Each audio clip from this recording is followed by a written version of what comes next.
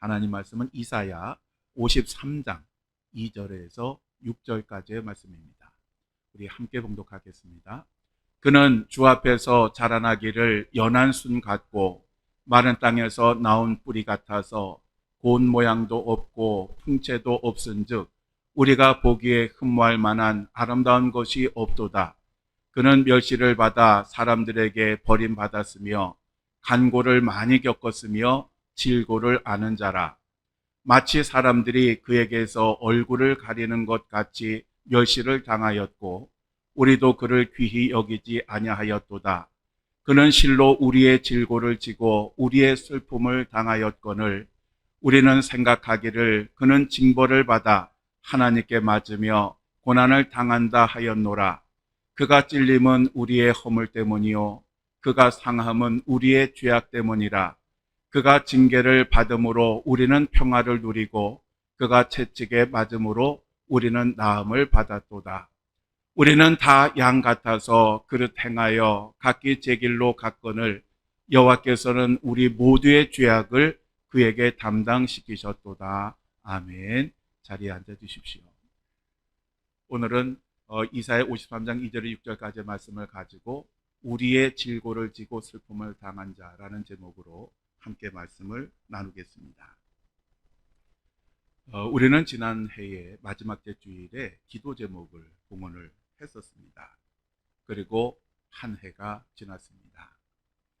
오늘 오전 예배를 마치면 여러분이 작년에 직접 적으셨던 그 기도 제목을 나눠 드리게 될 겁니다.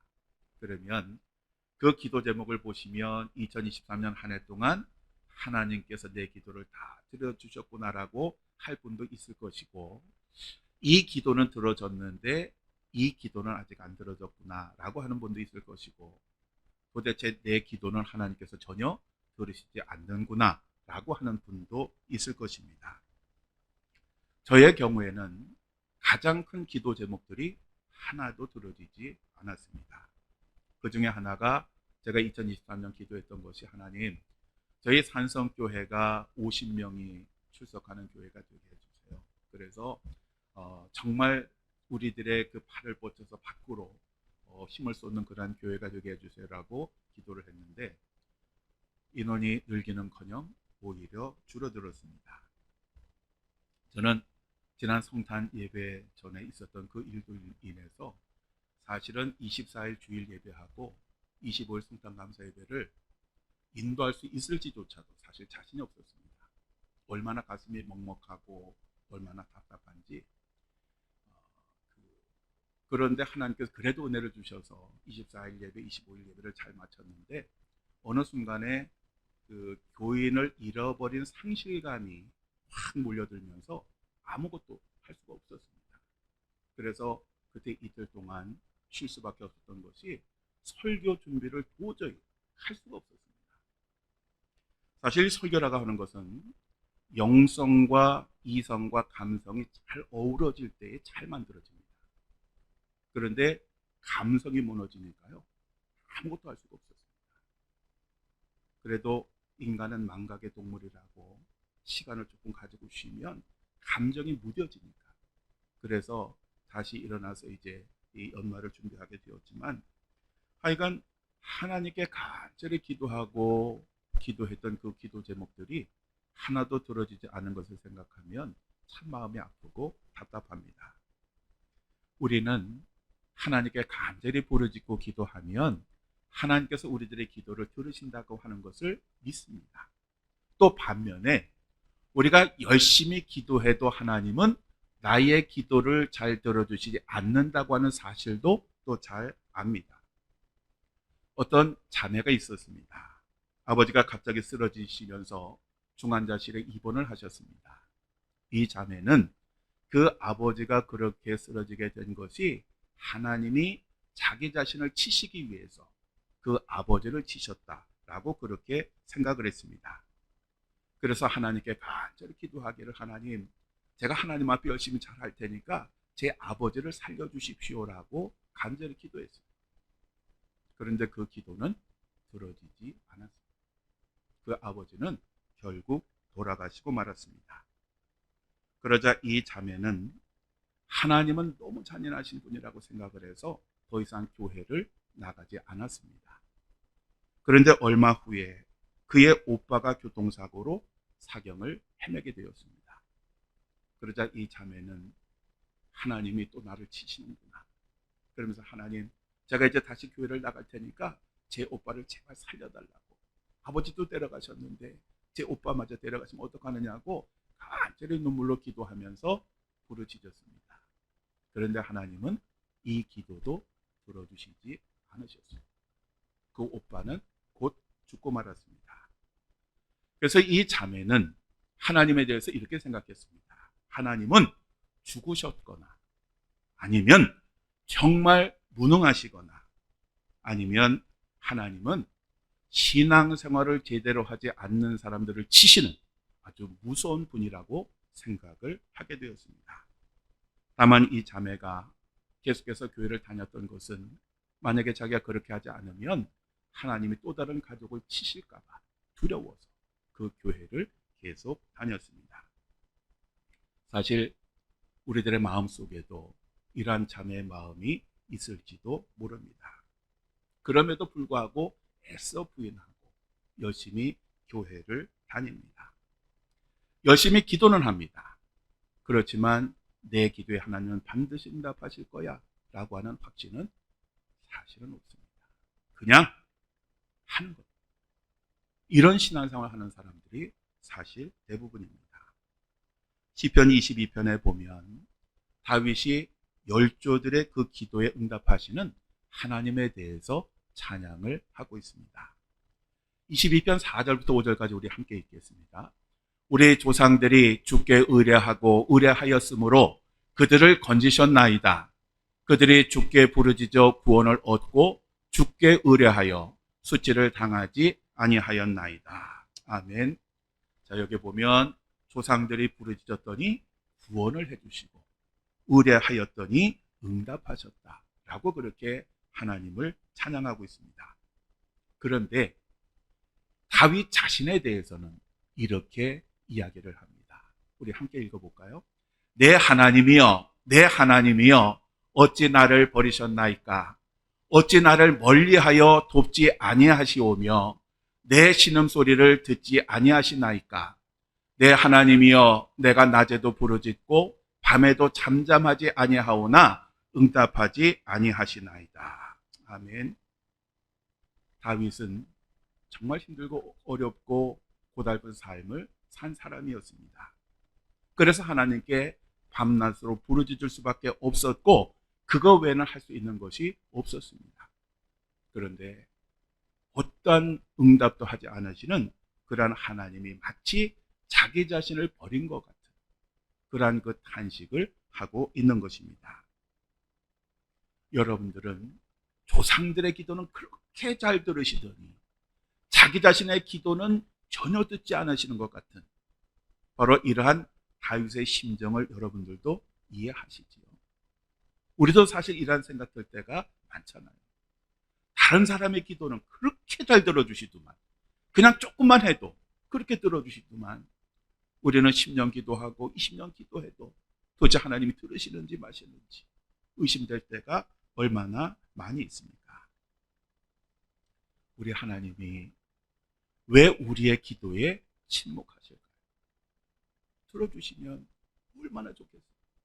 들어주시면 우리가 얼마나 하나님 열심히 믿고 충성을 하겠습니까? 그런데 하나님은 우리의 기도를 외면하실 때가 많습니다. 그래서 우리들은 하나님 앞에 간절히 기도했는데 들어주시지 않으면 원망하고 불평하고 절망하고 좌절을 합니다. 하나님이 조금만 도와주시면 정말 좋을 것 같은데 하나님께서 전혀 들어주지 않으시는 그러한 상황 앞에서 절망감을 느끼게 됩니다. 다윗은 바로 이러한 때의 심정을 이렇게 표현하였습니다. 우리 함께 읽겠습니다. 나는 벌레요 사람이 아니라 사람의 비방거리요 백성의 조롱거리니이다.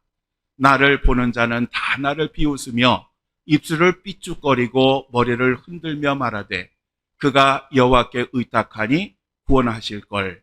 그를 기뻐하시니 건지실 걸 하나이다.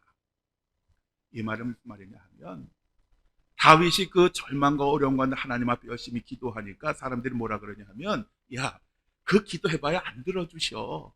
안 들어주시고 도와주지 않는 하나님께 뭘 그렇게 기도를 하는 거야, 이 미련 맞은 놈아, 라고 하는 그런 뜻입니다. 그런데요, 우리가 가만히 보아야 될 것이 있습니다. 이 시편 22편은 다윗이 쓴 시는 맞습니다. 그런데 누구에 대한 시냐 하면 다윗의 시가 아니라 장차 이 땅에 오실 메시아 예수 그리스도에 관한 시라고 하는 것입니다.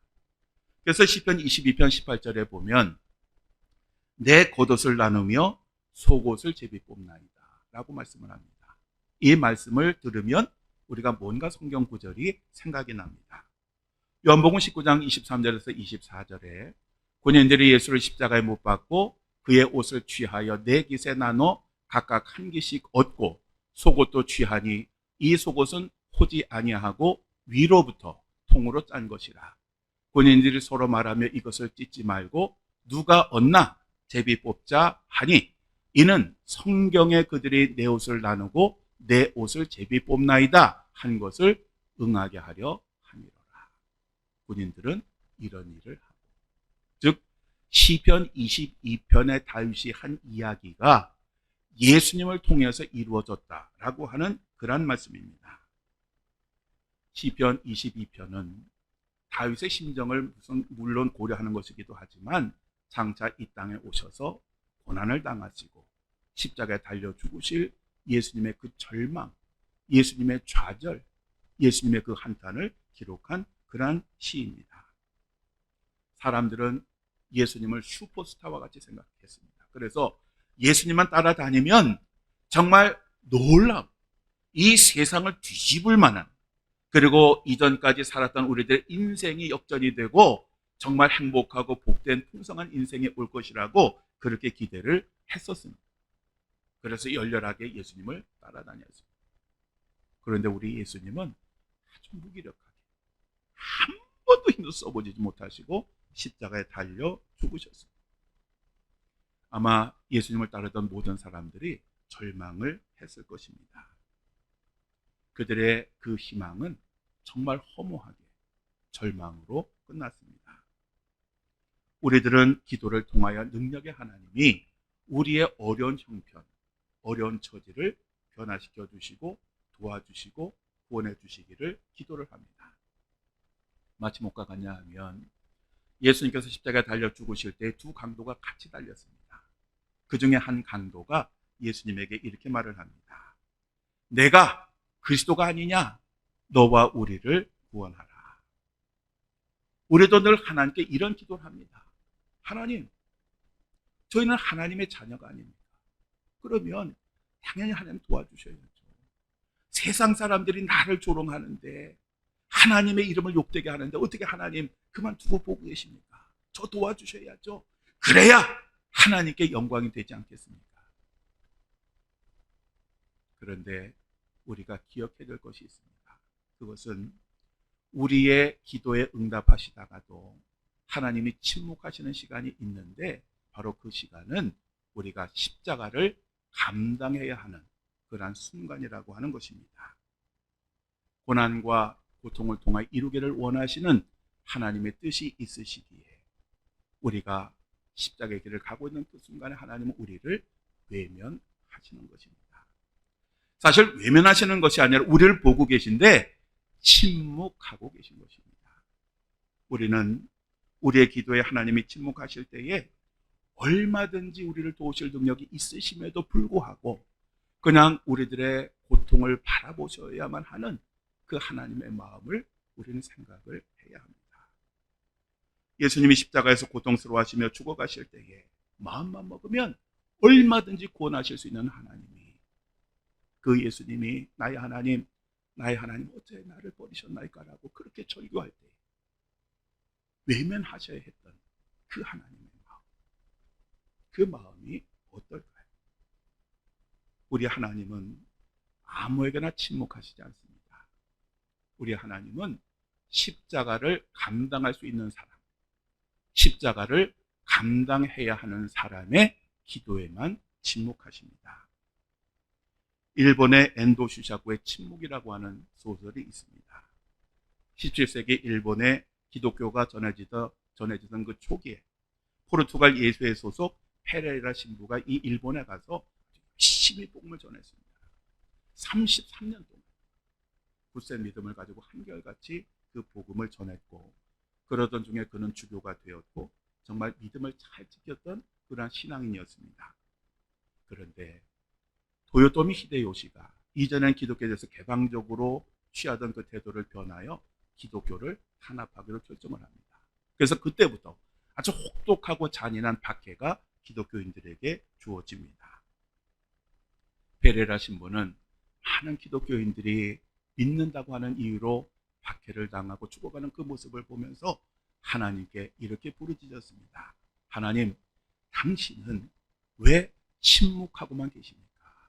당신은 지금 어디에 계십니까? 이 페레라 신부가 이렇게 절규하고 부르짖었지만 하나님은 침묵으로 일관하셨습니다. 결국 신앙을 부인해야만 살 수 있는 그 상황 속에서 이 페레라 신부는 배교를 하게 됩니다. 그런데 이 배교는 정말 충격적인 사건입니다. 자기의 목숨을 내려놓고 선교를 하러 간 사람이 33년 동안 정말 그 많은 일들을 했음에도 불구하고 결국 배교했다고 하는 이 소식은 로마 교황청을 놀라게 만들었고, 그리고 그를 파송한 포르투갈을 충격을 주었습니다. 그래서 많은 신부들이 이러한 부끄러운 수치를 이제는 전환시켜야 되겠다 그래서 자원해서 이 박해가 가득한 일본으로 가서 복음을 전했습니다. 바로 그 중에 한 사람이 로드리고라고 하는 신부였습니다. 이 로드리고라고 하는 신부는 가서 열심히 아주 복음을 전했습니다. 그런데 가장 믿었던 교인이 배신을 하고 고발을 하는 바람에 당국에 체포가 되었습니다. 이 로드리고 신부는 혹독한 불시험에도 불구하고 자기 자신이 믿음을 지킬 수 있도록 도와주신 하나님께 감사를 하면서 앞으로도 절대로 나는 하나님을 배교하지 않겠다라고 그렇게 다짐을 했습니다. 이 로드리고 신부가 수감된 감옥에서는 기독교 신자들에 대한 고문이 시작이 되었는데, 그 고문의 제목이 구멍 매달기라고 하는 것입니다. 이게 뭐냐 하면 이 귀에다가 구멍을 뚫습니다. 그리고 사람을 거꾸로 매달아 둡니다. 그러면 시간이 지나면 이 귀와 코와 눈과 입에서 피가 쏟아지기 시작합니다.